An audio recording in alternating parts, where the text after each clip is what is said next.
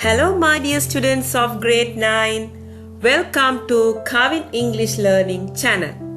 Today we are going to start our unit 4 of English pupils book.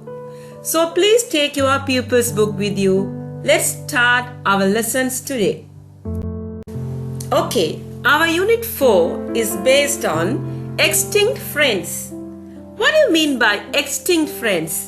We all have friends, no? எங்களுக்கு எல்லாருக்குமே நண்பர்கள் இருக்கிறாங்க. அதே மாதிரி எக்ஸ்டிங்க்ட் ஃப்ரெண்ட்ஸ் சொல்லி சொன்னா மிருகங்களுக்கு, அதாவது அழிந்து போன பல நூற்றாண்டுகளுக்கு முன்னர் வாழ்ந்து அழிந்து போன மிருகங்களுடைய நண்பர்களை பற்றிய விஷயங்கள்லாம் இப்ப நாங்க படிக்க போறோம். Extinct friends. So let's see what are the lessons for today. Okay, activity 6, vocabulary. Match the words or phrases with the pictures. You may refer to a dictionary. Okay, they have given you some words. You have to match the words with a suitable picture. Dinosaur, mammals, claws, invertebrate, fossil, canine tooth, cave, jaw, skeleton, valley. Okay, let's see the answers now. First picture, fossil. அதாவது ஒரு கடல்வாழ் உயிரினத்தின் தடயம் என்ன, அப்ப அது வந்து fossil ன்னு சொல்லுவோம். fossil, right? fossil. ரெண்டாவது வந்து பாத்தீங்கன்னா valley, ஒரு பள்ளத்தாக்குட படம் ஒன்று இருக்கு, so that is valley. Third one, there is a elephant, deer and monkey. மூன்றுமே வந்து பாத்தீங்கன்னா பாலூட்டிகள். So அதுக்கு நாங்க என்ன சொல்லுவோம்? mammals. So you have to write mammals. Picture D, dinosaur. Dinosaur எல்லாருக்கும் தெரியும், அதால நீங்க dinosaur போட்டுருவீங்க. Here you can see the picture of a crocodile. ஆனா அந்த முதலைய பாத்தீங்கன்னு சொன்னா வாய ஆடு கொண்டு இருக்குது. So தாடைக்கு என்ன சொல்லுவோம் நாங்க? jaw. So jaw is that answer. What do you see in this picture? F. A tiger with a huge teeth. Right. So, canine tooth. Canine tooth. மிகவும் பெரிய பல் இருக்கு, நான் தான் காட்டியிருக்காங்க இதுல. G. அதுல பாத்தீங்கன்னா உங்களுக்கு நிறைய வண்ணாதி பூச்சி இருக்குது, ஊர்வனாக்களோட படம் தான் இருக்கு. அது வந்து முதுகெலும்பு இல்லாதது. அதுக்கு என்ன சொல்லுவோம்னா இங்கிலீஷ்ல invertebrate. invertebrate என்று சொல்லுவோம். H1, claws. அதாவது பூனையினுடைய நகங்கள், claws.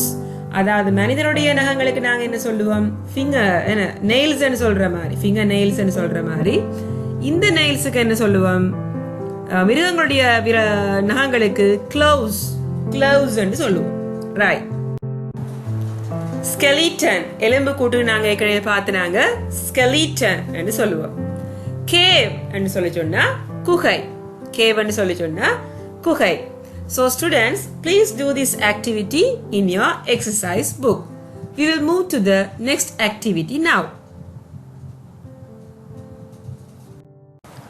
Activity 7, it is a reading activity. The following is a documentary telecast in one of the children's television program. Documentary telecast ன்னு சொல்லி சொன்னால் ஆய்வு படம். அதாவது ஒரு சில்ட்ரன் டெலிவிஷன் ப்ரோக்ராம் ஒன்று தான். இப்ப அதுல வந்த ஒரு ஆய்வு படம் தான் நாங்க பார்க்க போறோம். Read it and answer the questions. அதை வாசிச்சு நீங்க அதுக்கு கீழே உள்ள கேள்விகளுக்கு விடை எழுத போறீங்க. Dinosaurs are a popular topic when we discuss the prehistoric era.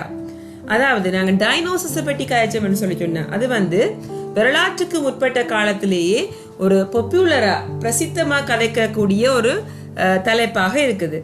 Today, let's unearth more mysteries of this lesser known era. Right. அதாவது நாங்க இப்ப நிறைய விஷயங்களை ஆராய போறோம். எங்களுக்கு தெரியாத, வரலாற்றுக்கு முற்பட்ட காலம்னா நாங்க அறியாத விஷயங்களை நாங்க ஆழமா இப்ப இன்னைக்கு நாங்க படிக்க போறோம். Have you heard of any prehistoric mammals? If not, you would surely love to see Megatherium, an elephant-sized ground sloth. Right. Have you heard of any prehistoric mammals? அதாவது வரலாற்றுக்கு முற்பட்ட காலத்துல வாழ்ந்த பாலூட்டிகளை பற்றி உங்களுக்கு தெரியுமா? If not, உங்களுக்கு தெரியாட்டா, you would surely love to see Megatherium. Megatherium என்ற ஒரு அனிமல் பாத்தீங்கன்னா தெரியும், படத்துல போட்டிருக்கு Megatherium. An elephant-sized ground sloth. Elephant size-ல இருக்குமா அது? யானைன்ற சைஸ்ல இருக்கக்கூடிய ஒரு உயிரினம். Look at this life-size replica of the Megatherium, which greets visitors at the Sloth Sanctuary in Costa Rica. Right. Look at this life-size replica. அதாவது ஒரு மாதிரி உருவம்.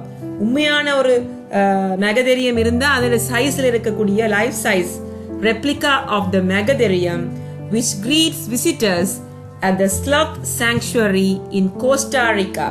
Costa Rica என்ற சரணாலயத்துல நீங்க போனீங்கன்னா அதை கண்டுகொள்ளலாம். Imagine that an elephant-sized hairy animal with giant claws ambling through the landscape, looking for trees it could sit in front of and slowly chew the leaves. Right.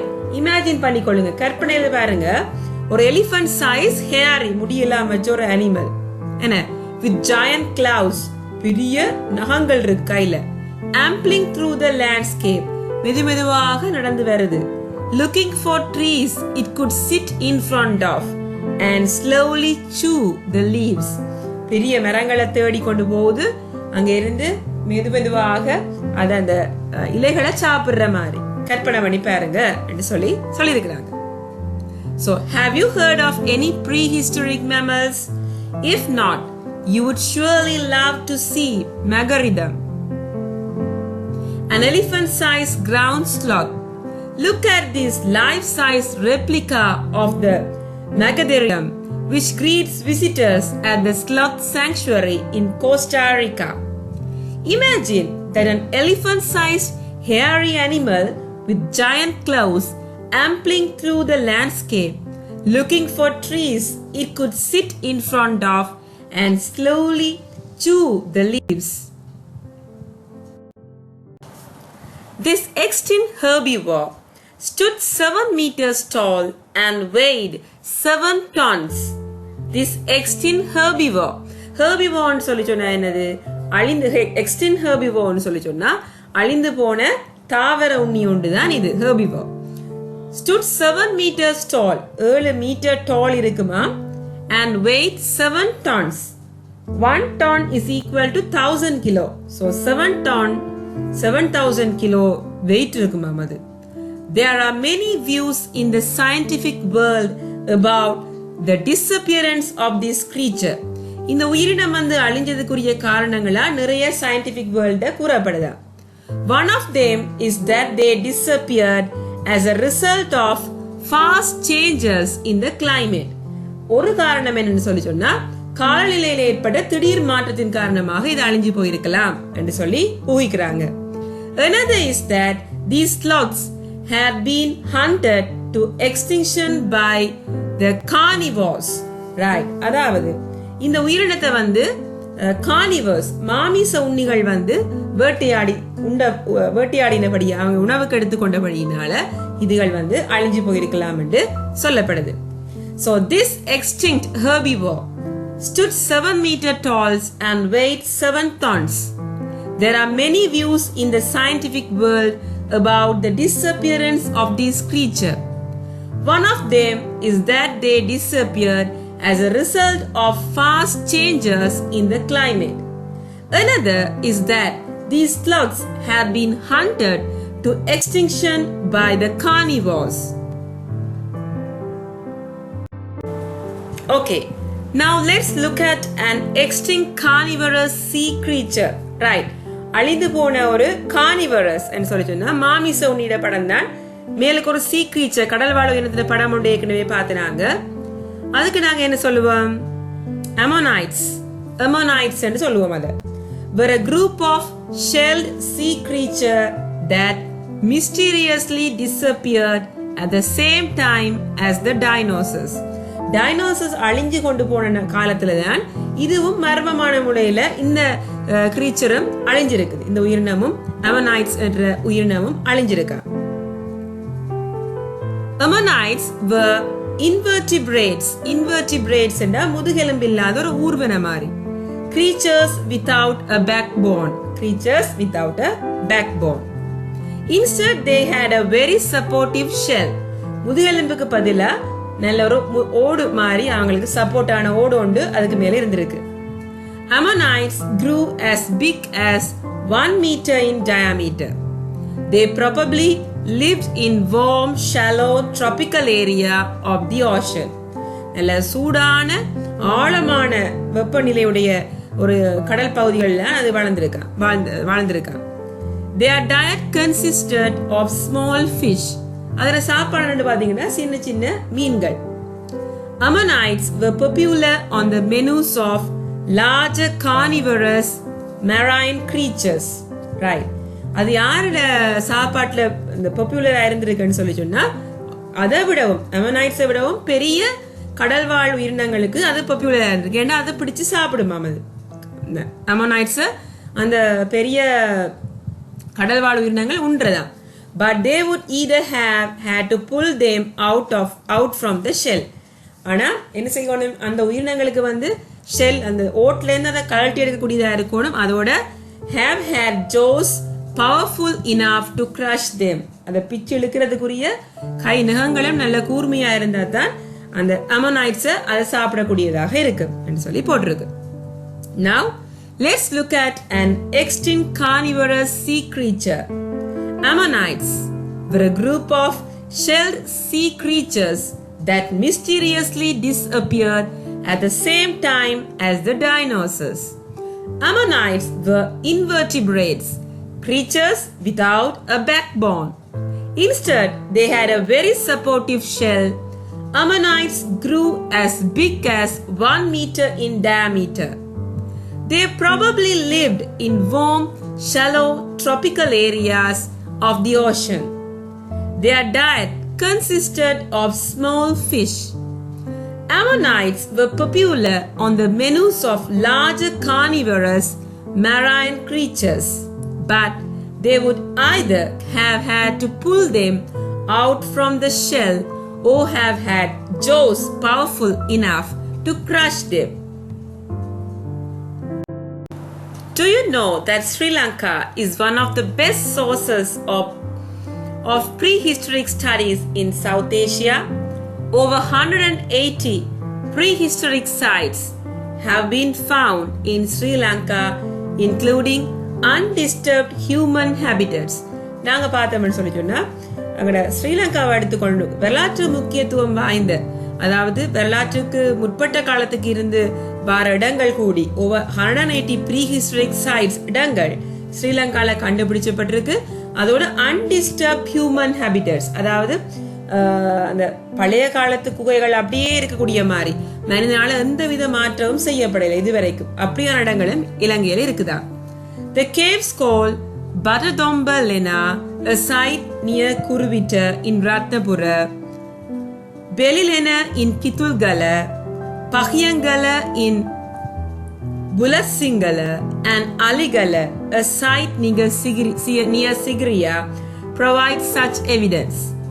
The excavations are still going on with the involvement of many archaeologists. அதாவது இப்படியான இடங்கள் உங்களுக்கு தந்திருக்காங்க. என்ன சில இடங்கள்ல இப்படியான குகைகள் அமைச்சு சிகிரியால இருக்கிற இடங்கள் மாதிரி நிறைய இடங்கள்ல உங்களுக்கு இடங்கள் சிங்கள நேம் தான் அது இங்கிலீஷ்ல போட்டிருக்காங்க. The excavations are still going on. அகழ்வாராய்ச்சிகள் இன்னும் நடைபெற்றுக் கொண்டிருக்கிறது. அகழ்வாராய்ச்சியாளர்கள் ஆர்கியாலஜிஸ்டால மேற்கொள்ளப்பட்டு கொண்டிருக்கிறது. Now we have come to the end of today's segment. Hope you would read more on the prehistoric era. Right. நாங்க இதான் எங்களோட பாடத்துல கடைசியா இருக்கிறோம். நீங்க இன்னும் நிறைய விஷயங்களை வாசிச்சு கொள்ளலாம். எங்களோட வரலாற்றுக்கு முற்பட்ட காலத்துல இருக்கிற விஷயங்களை நாங்க நிறைய அறிஞ்சு கொள்ளக்கூடியதாக இருக்கு. Okay, let's see the question part now. First one, write true or false. Right, சரியா பிள்ளையாண்டு நீங்க போட போறீங்க. Dinosaurs were the only creatures that lived in the prehistoric era. Dinosaurs மட்டுமா prehistoric eraல வாழ்ந்தது? இல்ல. So that is false. there is a sloth sanctuary in Costa Rica.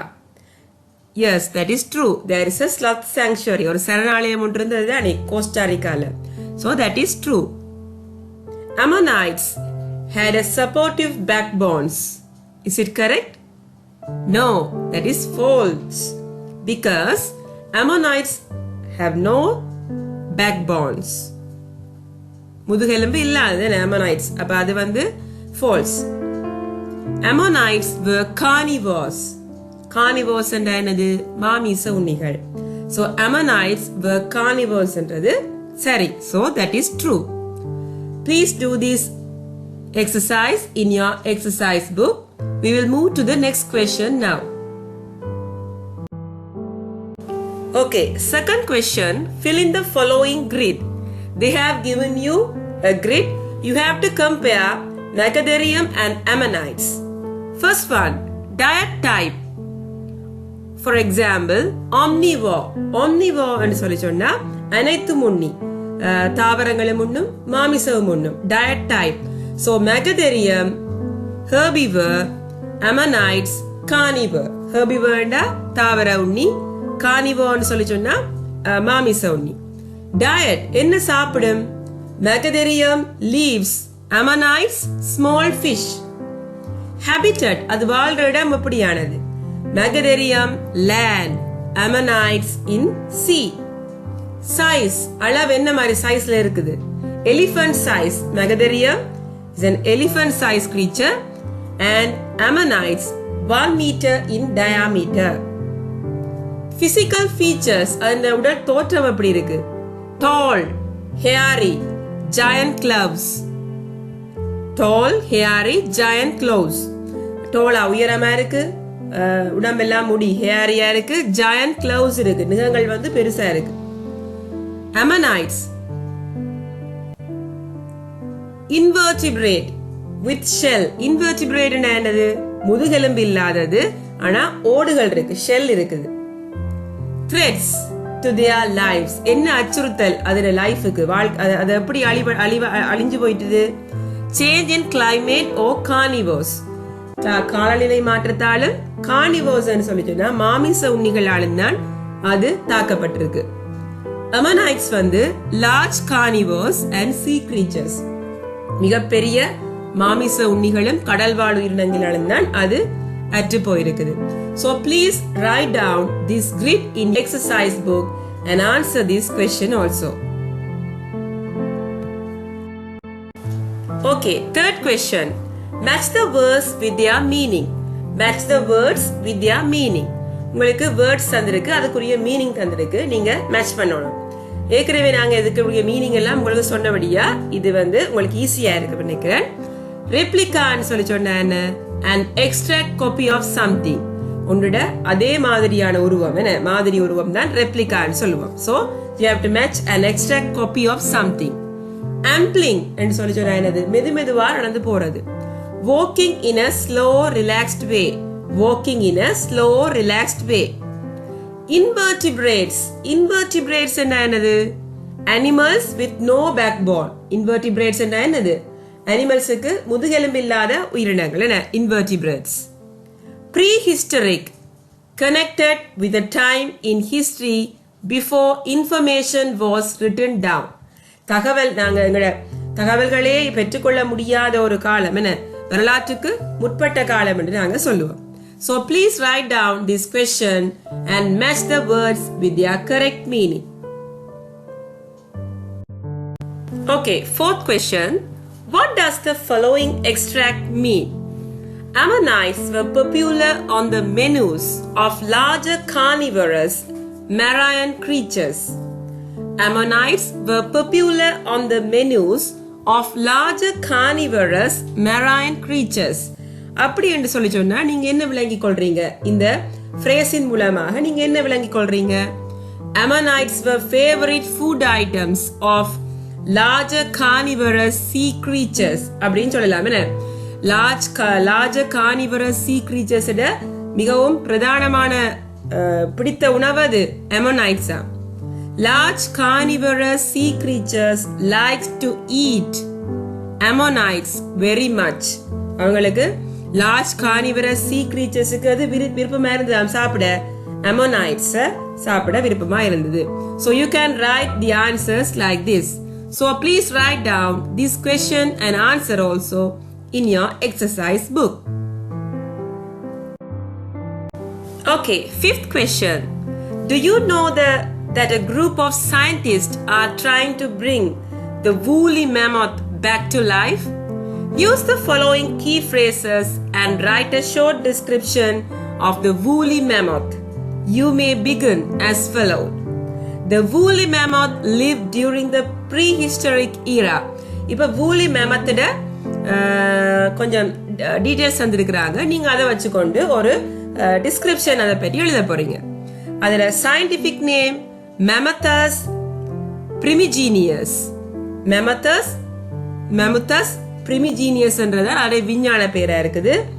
Extinct relative of today's elephant. Elephant இன்றைய காலகட்டத்தில் இருக்கிற எலிஃபண்டோட ரிலேட்டிவ்ஸா அழிந்து போன உறவினர்களாகத்தான் இது கருதப்படுது. டயட் டைப் ஹெர்பிவோர்னா தாவர உண்ணிகள். Physical features smaller ears than those of elephants. எலிஃபண்ட்ஸை விட இப்ப இருக்கிற எலிஃபண்டை விட சின்ன காதுகள், smaller ears. Long tusks about 5 meters. தந்தத்தை பாத்தீங்கன்னா நல்ல பெருசா இருக்கும், 5 மீட்டர் டாலா இருக்குதாம். அது ஹேரி என்ன நல்ல ரோமங்கள் வளர்ந்துதான் இருக்குது.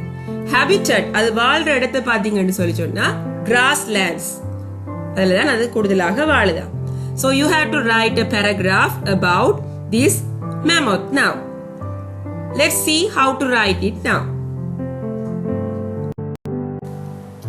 The woolly mammoth lived during prehistoric era. Its scientific name is Mammuthus primigenius. It can be considered as an extinct relative of today's elephant. It was a herbivore animal. Its physical features were having smaller ears than those elephants, long tusks about 5 meters and being hairy. It mainly lived in grassland.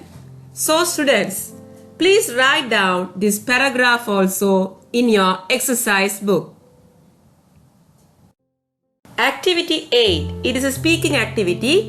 Speak about the following extinct creature. அதாவது இது ஒரு அழிஞ்சு போன உயிரினத்தை பற்றி தான் திருப்பியும் பார்க்க போறோம். Tyrannosaurus rex.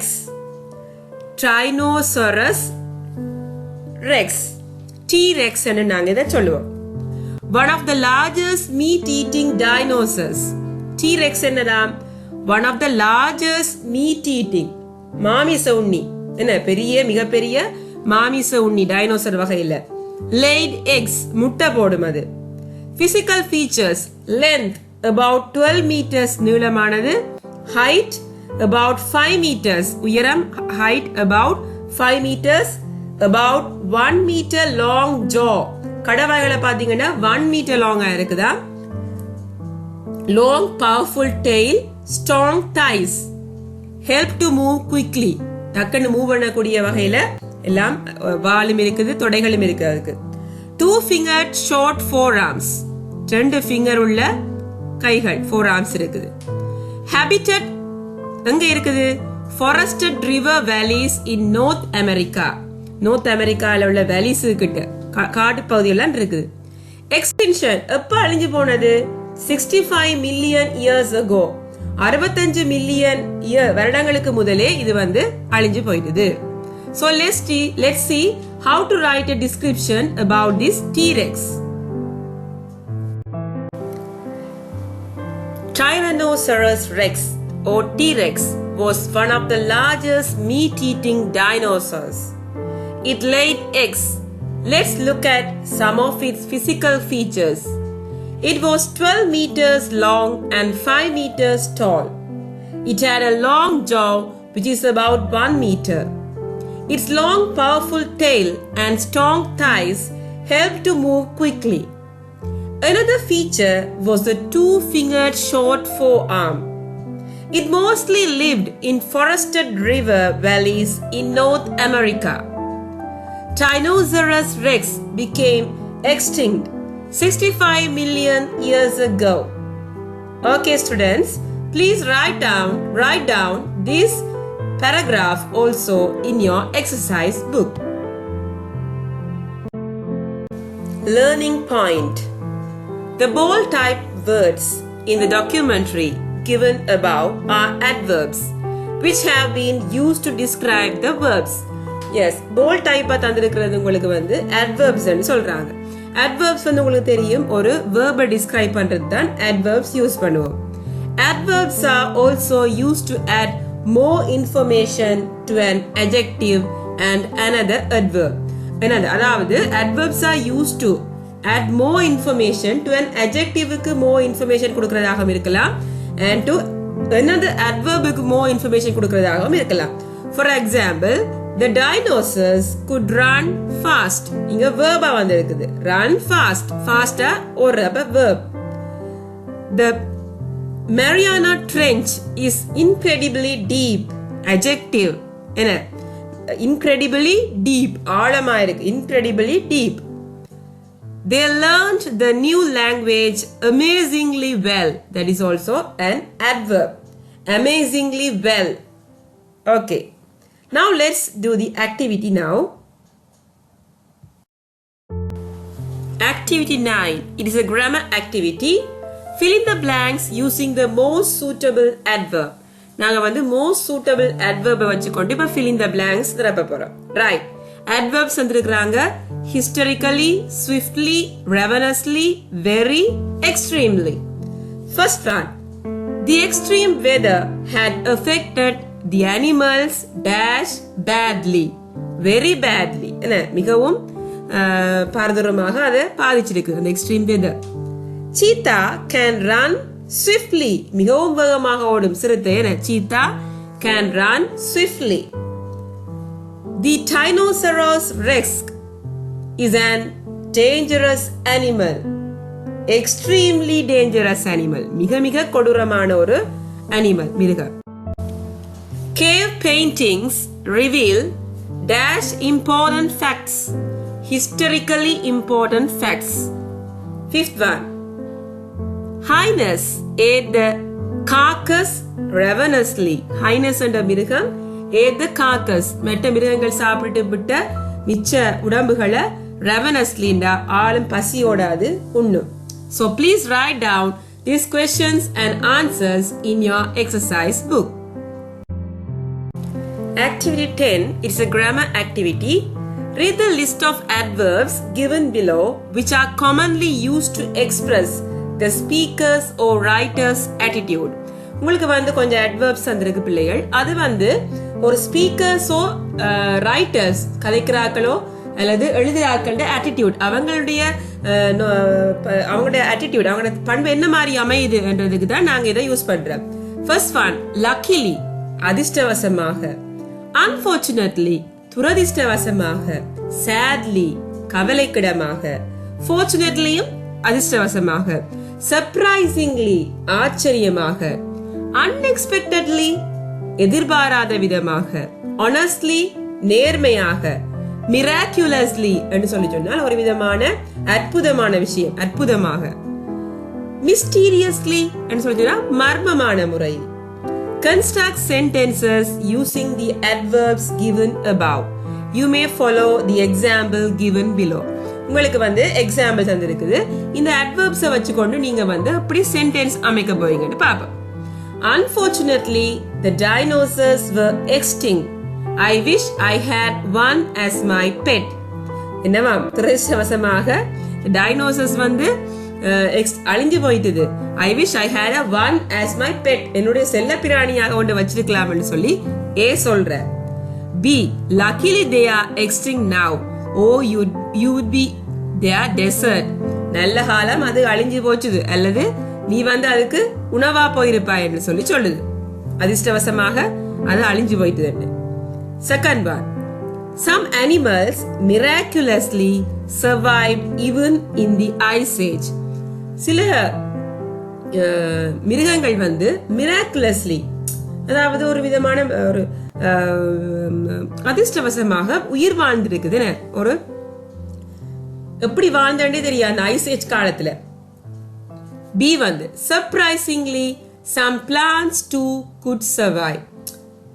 surprisingly ஒரு வியக்கத்தக்க விஷயம் என்னண்டா some plants மரங்கள் கூட அந்த காலத்துல இருந்திருக்குது என்று சொல்லி சொல்றாங்க. Okay, let's see some examples now. Luckily, I was able to finish my project before the teacher left the school. அதிர்ஷ்டவசமாக என்னால அந்த ஒப்படைய செய்ய முடிஞ்சது எங்க டீச்சர் ஸ்கூலை விட்டு போறதுக்கு முதல். Second one, unfortunately, he was unable to meet his relatives before he died. அவர் துரதிர்ஷ்டவசமாக அவர் இறப்பதற்கு முன்னால அவரோட சொந்தக்காரர்களை சந்திக்க முடியாம அவருக்கு போயிட்டுது. மூன்றாவது, fortunately, the little boy found his parents before the strangers saw him alone. Fortunately, அதிர்ஷ்டவசமாக அந்த பையன் அவங்களோட பேரண்ட்ஸ் பெற்றோரை கண்டுபிடிச்சிட்டார் பிஃபோர் த ஸ்ட்ரேஞ்சர். ஒரு புது ஆள் உண்டு அவர் தனியே நிக்கிறத காண்றதுக்கு முதலே, ஒரு வித்தியாசமான நபர் காண்றதுக்கு முதலே அவர் தன்னுடைய பேரண்ட்ஸை கண்டுட்டார். Fourth one, the child miraculously escaped from the road accident. எதிர்பாராத விதமாக அந்த குழந்தை ஒரு ரோட் ஆக்சிடென்ட்ல இருந்து தப்பிச்சு. So these are some examples.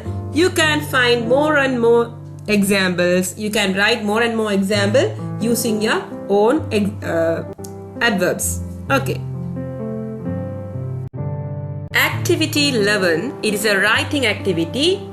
Read the following notice and a note. They have given you a notice and a note. Notice. இங்க notice என்ன உங்களுக்கு தெரியும்? துண்டு பிரசுரம். Right.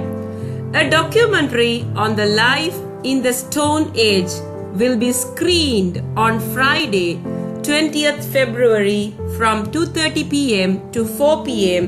at the auditorium of Nilmalvila Mahavidyalaya. Reserve your seat before 10th February through your class teacher. English Club, Isipatana Mahavidyalaya. It is a notice about a documentary. அதாவது ஒரு ஆவணப்படம் ஒன்று போட போறாங்க. The life in the Stone Age. ஆதி காலத்துல இருந்த stone age கற்காலத்துல இருந்த life வாழ்க்கை முறையை பற்றி ஒரு ஆவணப்படம் உண்டு. February 20th Friday 2:30 p.m. to 4:30 p.m. நில்மல்வில Mahavidyalaya ஆடிட்டோரியத்துல அவங்க செய்ய போறாங்களாம். ரிசர்வ் யுவர் சீட், அதாவது உங்களோட சீட்டை ஏற்கனவே நீங்க புக் பண்ணிக்கொள்ளணும். 10 Februaryக்கு முதல் புக் பண்ணிக்கொள்ளணும் உங்களோட கிளாஸ் டீச்சர் விடாக சொல்லி கீழே யார் அந்த நோட்டீஸை வெளியிடுறாங்கன்னு நான் கட்டாயம் போடணும். English Club, Isipatana Mahavidyalaya. This is a notice. And they have given you a note or குறிப்பொண்டு note. Shereen, இதுல வந்து லெட்டர் எழுதுற மாதிரி அட்ரஸோ எல்லாம் போட தேவையில்லை, டியர் அதெல்லாம் தேவையில்லை. ஷெரீன் யாருக்கு எழுதுறீங்களோ ஷோர்ட்டா போடுற. There's a documentary on the life in the Stone Age at Nilmalvila Mahavidyalaya Auditorium on 20th February. Would you like to see it? Our teacher wants to reserve the seats. Write to me immediately. Sharada. Right. இங்க ஷாரதா வந்து செரீனுக்கு ஒரு note ஒன்று எழுதுறா. என்னன்னு சொல்லி சொன்னா, டாக்குமெண்ட்ரியை பார்க்க போறதுக்கு உங்களுக்கு விருப்பமா டீச்சர் வந்து சீட் வந்து ரிசர்வ் பண்ண சொல்லியிருக்கிறா. ஸோ ரைட் மீ இமீடியட்லி என்று சொல்லி உங்களுக்கு ஒரு நோட் தந்திருக்கிறாங்க. Okay, imagine you are Shereen and write a reply to Sharada. நீங்க தான் ஷெரீன் நினைச்சுக்கொண்டு இப்ப சாரதாக்கு நீங்க ரிப்ளை பண்ண போறீங்க. Sharada, that sounds interesting. I would like to come. Please reserve a seat for me. Let me know more details. நீங்க வந்து இந்த விஷயம் வந்து மிகவும் இன்ட்ரெஸ்டிங்கா இருக்குது. I would like to come. எனக்கும் வர விருப்பம். Please reserve a seat for me. எனக்கு ஒரு சீட்டோட ரிசர்வ் பண்ணி வைங்க. அதோட let me know more details கீழே ஷெரீன். இதுக்கு டியர் தேங்கிங் யூ எல்லாம் போட தேவையில்லை. ஷார்ட்டா நீங்க உங்களோட மெசேஜை கொடுத்தீங்கன்னா சரி நோட் ரைட்டிங்குக்கு. Okay okay, B part question. Imagine that grade 9 pupils of your school have organized an exhibition, Evolution of Man. Write a notice informing all the pupils, teachers and parents about the exhibition. Mention the date, venue and the importance of the exhibition. Evolution of man என்ற தலைப்புல வந்து ஒரு exhibition. என்ன மனிதனுடைய கூர்ப்பு எப்படி அமைந்திருந்தது, மனிதன் எப்படி மனிதனாக மாறினான் என்று அந்த உருவாகினான் என்றதை பற்றி ஒரு நாங்க ஒரு எக்ஸிபிஷன் வந்து வைக்க போறோம். அப்ப நீங்க முன்னுக்கு மேல போடுவீங்க நோட்டீஸ், என்ன விடயம், exhibition, subject exhibition. So you have to write like grade 9 students of Hindu College are organizing an exhibition on evolution of man on the 23rd of October 2022 from 8 a.m. to 12 p.m. in the school main hall. There will be posters, charts, models and presentations. Travel back thousands of years. என்ன நாங்க பின்னோக்கி போக போறோம், 1000 ஆண்டுகளுக்கு பின்னோக்கி போய் பார்க்க போறோம் என்ன மாதிரி மனிதனோட வாழ்க்கை இருந்தது. Learn interesting facts about how man evolved. என்ன all students, teachers, parents are welcome. கிழக்கு நாங்க எக்ஸிபிஷன் கோஆர்டினேட்டர் ன்னு சொல்லி this is a sample notice. So students, please practice to write a notice of your own. Okay, please write down this activity also in your exercise book. Okay, activity 12. It is a poem, read and enjoy. Dinothesaurus by Douglas Florian. The dinosaurs first lived outdoors during the time Triassic. Triassic என்ற டைம்ல dinosaurs வந்து எங்க வாழ்ந்திருக்குது, outdoors, வெளியில தான் வாழ்ந்திருக்குது. While most died out, நிறைய இறந்து போயிட்டது. Some came about later in the Jurassic. Jurassic என்ற காலத்துல தான் இன்னும் கொஞ்சம் உயிரினங்கள் அருகி போய் ஜுராசிக் என்ற காலத்துல கொஞ்சம் வாழ்ந்திருக்கு அந்த dinosaurs. Then they evolved as Earth revolved. அது பரிணாமம் அடைஞ்சு கொண்டு போகுது, பூமி சுரண்டு கொண்டு போகக்குள்ள. In times known as Cretaceous, but now indoors, great dinosaurs fill museum halls spacious. Right, இப்ப நீங்க எங்க பாப்பீங்க டைனோசர்ஸ்? நேர்ல பார்க்கலாமா? இல்ல, they have extinct. So you can see it in the museum hall. Museum hallல நீங்க பார்க்கலாம் என்று சொல்லி போட்டிருக்காங்க. The dinosaurs first lived outdoors during the time Triassic. While most died out, some came about later in the Jurassic. Then they evolved as Earth revolved in times known as Cretaceous. But now indoors, great dinosaurs fill museum halls spacious. Right, இங்க பாத்தீங்கன்னு சொல்லி சொன்னா இதுல வந்து நீங்க என்னென்ன rhyming words பார்க்கலாம்னு பார்ப்போம். Jurassic அது ஒரு rhyming word. Out, about, that is also a rhyming word. Evolve, revolved, that is also here rhyming words. Cretaceous, spacious, that is also a rhyming word. Baryonyx, here they have pronounced baryonyx. Heavy claw. Baryonyx என்ற dinosaur வகை வந்து கூரிய நகங்கள் உள்ள ஒரு மிருகம். A heavy claw. He had a huge and heavy claw and crocodile-like skull. அதாவது huge and heavy claw, பெரிய பயங்கரமான நகங்கள் இருக்கு. அதோட தலையை பாத்தீங்கன்னா முதலையோட தலை மாதிரி இருக்குதா. A lashing, slashing dinosaur. A sharpie, never dull. A lashing, slashing, எப்பயும் வெட்டுறது கொத்துறது மாதிரி தான் அது இருக்கு. Dinosaur. ஷார்ப்பானது, கூர்மையானது. Never dull, எப்பயுமே சோர்ந்து போகாது. His claws and jaws and pointed teeth. His claws, என்ன அதோட நகம், அதோட jaws தாடைகள், and pointed teeth பற்கள், were fashioned to attack, எப்பயுமே ஒரு தாக்குதலை நடத்துறதுக்கு தயாராகவே இருக்கு.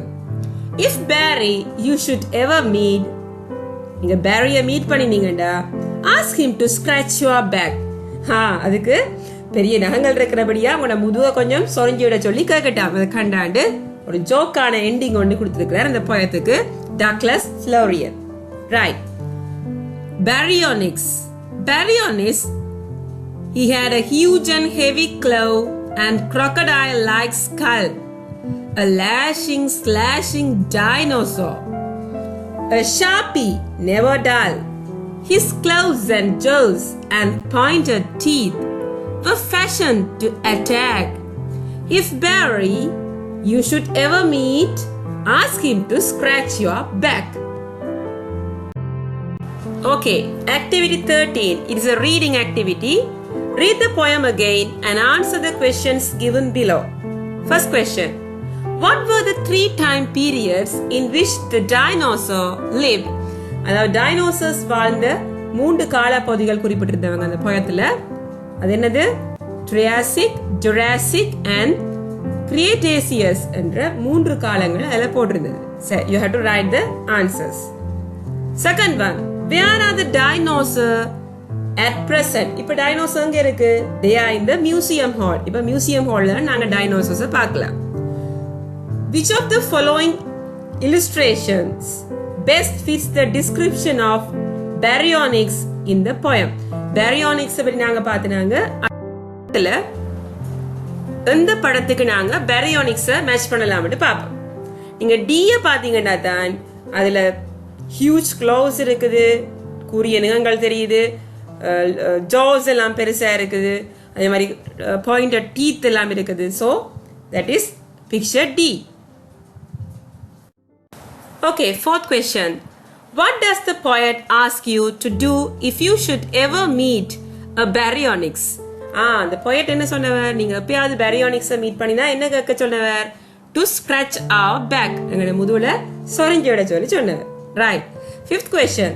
List out the rhyming words found in the poem. அந்த poetல வந்த rhyming words-ஐ list out பண்ணிட்டா. Skull, dull, out about, evolve, revolve, claw, soar. So, my dear students, please write down this question and answers also in your exercise book. Okay, my dear students, hope you all enjoyed and understood today's lesson very well. So, please write all the questions and answers in your exercise book and study well. I will meet you soon with an interesting lesson later. Bye.